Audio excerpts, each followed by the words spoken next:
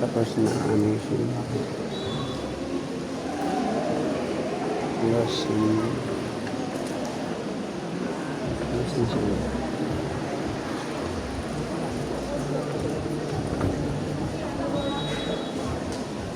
Nasa fellowship tayo ngayon ng bayanan.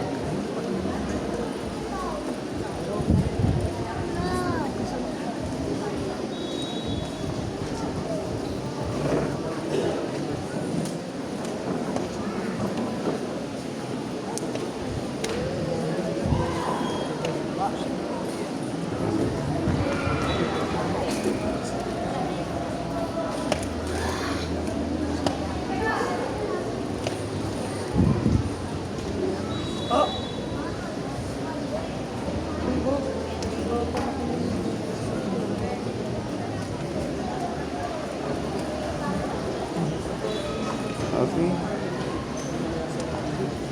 Tatapos na po ang worship namin. Ito na po ang ating video.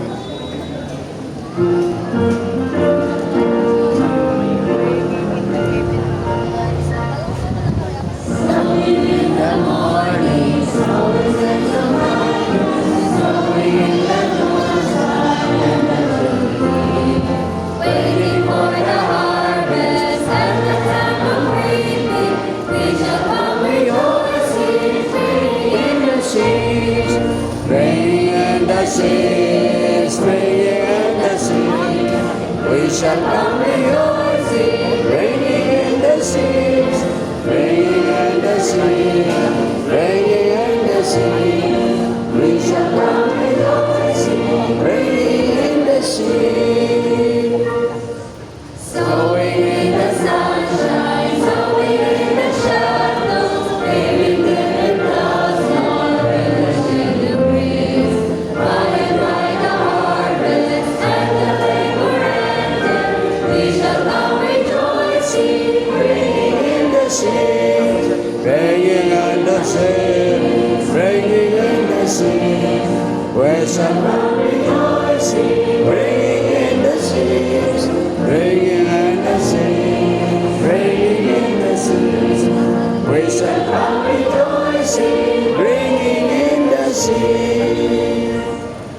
Calling for the believing, calling for the Master, till the Lord sustain our spirit of increase. When our living is over, He will lead us home. We shall come rejoicing, ringing in the seas, ringing in the seas, ringing in the seas. We shall come rejoicing, ringing in the seas, ringing in the seas, ringing in the seas. We shall come rejoicing, ringing in the seas.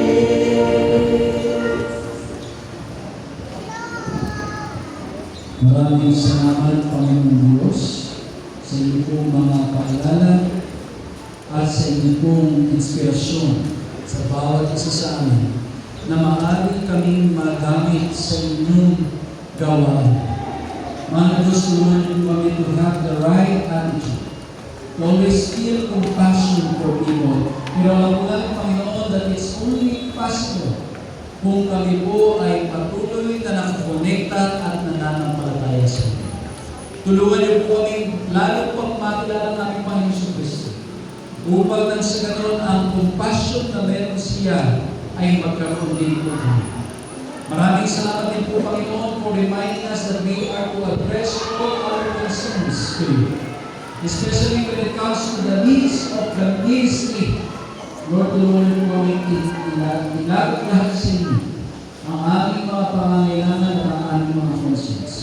At maraming salamat rin po Panginoon because you're calling us to right action, to pray earnestly, and to be willing to be sent out or thrown out wherever you want us to go for your glory.